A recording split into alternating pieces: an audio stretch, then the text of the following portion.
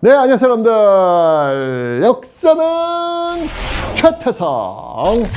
자, 이렇게 참 이렇게 마냥 좋을 수만 없는 것 같아요. 국권 피탈기라서 우리의 지금 외교권도 강탈되었고, 그 다음에 또 군대도 해산됐고, 또 사법권도 강탈되고, 결국 우리 주권이 다 넘어가 버리는 경술국치까지 그 과정을 살펴봤는데. 중요한 건 뭐냐면 그렇게 절망의 시기로 가고 있음에도 불구하고 어떻게든 그 시대를 거꾸로 되돌려 놓으려는 사람들이 존재했다는 것이죠. 그래서 우리 역사는 결코 빈곤하지 않고 빈약하지 않다라고 이야기할 수 있겠습니다.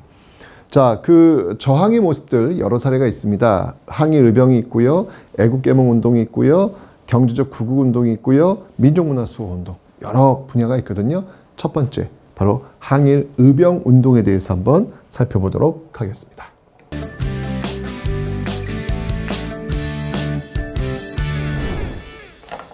자, 여러분들 이 의병 운동의 어떤 그 흐름을 한번 좀 살펴볼 텐데요. 일단 기본적으로 이 의병 운동이 나오게 된 그 배경부터 한번 좀 보도록 하겠습니다. 기본적으로 의병 운동은 말 그대로 의로움을 지키기 위해서 싸우는 운동입니다. 기본적으로 이 의병운동이라고 하는 것은 기존의 어떤 전통 질서를 지켜내려는 그런 모습에서 출발했다라고 볼 수 있겠죠.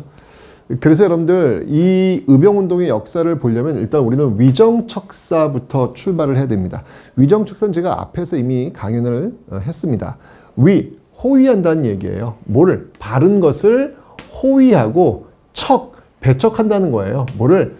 사악한 것을 배척한다. 여기서 바른 것이라고 하는 것은 뭘까요? 그건 이제 성리학이겠죠. 그건 성리학일 것이고, 그 다음에 사악한 건 뭘까요? 그건 뭐 서양의 여러 어떤 기술, 뭐 학문, 뭐 이런 것들이 되겠죠. 그래서 이 위정척사는 말 그대로 성리학적 질서를 다시 복원하려는 어떤 그런 노력이다라고 볼 수 있겠습니다. 이 위정척사 운동은요, 우리나라 그 개항과 개화의 흐름과 그 맥을 같이 해요.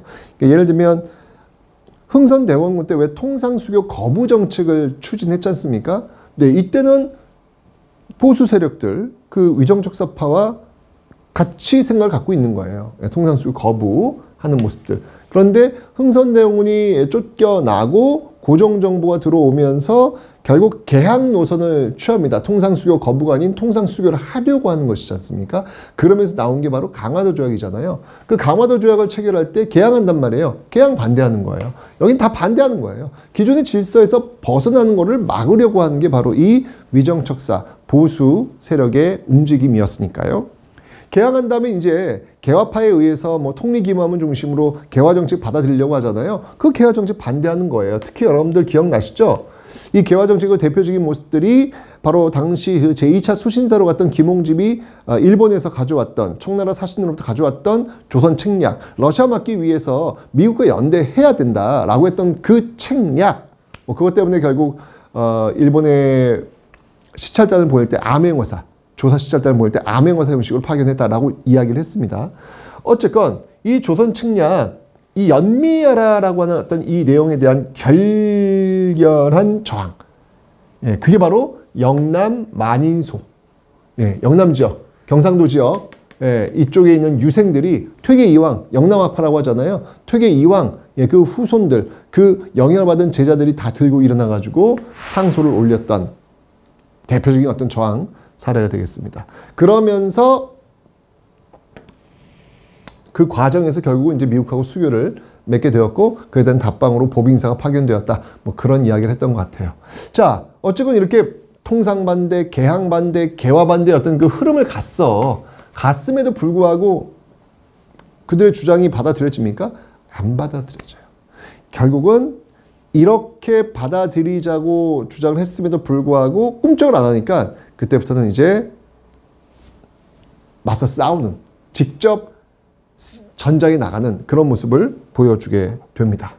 자, 그러면서 이제 본격적인 의병 항쟁의 모습이 나타나게 되는데, 의병 항쟁의 모습은 여러분들 크게 세 가지로 좀 구분을 좀 하시면 되겠습니다. 첫 번째가 을미의병, 두 번째가 을사의병, 세 번째가 정미의병, 이렇게 이제 구분을 하시면 되는데 어렵지 않아요. 을미의병, 을사의병, 정미의병 어렵지 않아요. 을미의병의 원인은 을미사변이야. 을사의병의 원인은 을사늑약이야. 정미의병의 원인은 정미칠조약이야. 하나도 어렵지 않죠, 여러분들? 네, 그런 흐름 속에서 지금 가고 있다는 얘기예요. 여러분들은 을미사변 알고 있고요. 그 다음에 을사늑약 알고 있고요. 그 다음에 정미칠조약 내용 다 알고 있잖아요. 그에 대한 반대가 바로 이 의병 항쟁이었구나 라고 여러분 정리하시면 되는 겁니다. 자, 먼저 을미의병입니다. 자, 을미의병. 을미의병은 여러분들 단발령, 그러니까 이제 명성황후 시해 사건이라고 하는 을미사변, 그죠? 그 다음에 을미개혁 과정 속에서 나왔던 단발령. 이게 유생들에게 이 상투를 자르, 이건 상상도 할 수 없는 일이에요. 왜 부모님이 주신 신체를 훼손시킨다? 이건 불효예요. 조선시대 때 불효는 인간으로서의 존재 자체가 상실되는 거나 마찬가지입니다. 있을 수 없는 일인 거예요. 그런데 그걸 밀어붙였단 말이에요. 결국 양반 유생들이 그건 못한다 라고 해서 들고 일어납니다.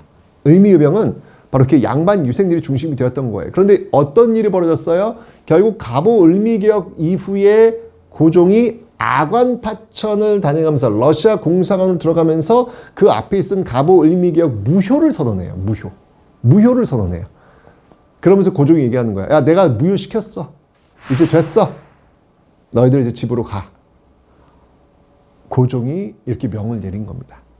결국은 양반 유생들이니까 받들고 있는 임금이 그런 명을 내렸으니까 그래서 결국 해산되는 그런 모습이 바로 이 을미의병에서 나오고 있다라는 얘기입니다. 자, 그런데 다시 또 의병이 일어나게 되는 사건이 벌어집니다. 너무 결정적인 사건이죠. 바로 을사늑약이에요. 을사늑약. 을사늑약 여러분 배웠잖아요. 예. 통감정치 시작되었고요. 외교권이 강탈되었다. 이 또 히로부미가 고종을 막 압박하면서 협박하면서 그냥 강제로 체결했던 조약, 을사늑약이라고 설명드렸지 않습니까? 외교권 가져갔잖아요. 결국 이때 또 의병들이 들고 일어납니다. 그때 대표적인 의병이 이제 최익현이라는 인물이 있어요. 여러분 최익현 기억나십니까? 기억나셔야죠. 왜? 최익현은 흥선대원군이 이제 그만 정치하시고 고종이 친정하십시오 라고 이야기했던 고종 정부의 탄생에 큰 역할을 했던 인물 최익현. 근데 이 고종 정부가 강화도 조약을 체결하려고 하니까 개항은 불가합니다 라고 도끼 들고 와서 싸우려고 했던 인물 최익현. 근데 그 최익현이 또 다시 등장한 거예요. 외교권 강탈하려고 하니까 이제 다시 내가 싸워야 된다라고 하면서 들고 일어났죠. 근데 이제 이 정부군하고 부딪히니까 내가 어찌 정부군과 싸울 수 있겠단 말인가. 같은 동족이 어찌 싸울 수 있단 말인가. 라고 해서 결국은 붙잡히고 일본 스시마로 끌려가서 그곳에서 순국하게 됩니다. 정말 진정한 이 시대의 어떤 그 보수의 어떤 그런 모습들을 제대로 보여준 인물이 최익현이 아닐까라는 생각이 들어요. 그리고 이 을사의병에서 특이한 모습은요. 평민의병장이 등장한다는 거예요. 평민의병장. 예, 평민의병장. 신돌석. 아무리 이게 이름 딱 들어봐도 이거 양반 아니잖아. 그죠? 신돌석이야, 돌석이. 돌석이. 이것도 양반들 밑에서 이렇게 일했던 사람이건 느낌 딱 오잖아요. 바로 그 평민의병장 신돌석이 등장한다는 사실. 이제는 평범한 사람들의 시대로 지금 접어들고 있음을 상징적으로 보여주고 있는 어떤 그런 모습들이 바로 이 을사의병에서 찾을 수 있다라는 이야기죠. 자, 그런데 격동의 시대예요. 2년 뒤에 결국 이 을사늑약 체결에 반대해서 고종이 헤이그의 이존, 이상설, 이휘종 파견하지 않습니까? 그걸 빌미해서 고종을 강제로 퇴위시키지 않습니까? 고종 강제 퇴위되고 군대 해산되지 않습니까? 그 군대가 해산될 때 저항이 있었죠. 당연히 저항이 있었죠. 그 돈 몇 푼 주고 너희들 해산. 군인의 수치죠, 그거는요. 군인들이 뭐 하는 건데요? 목숨 지키면서 나라 지키는 사람들인데.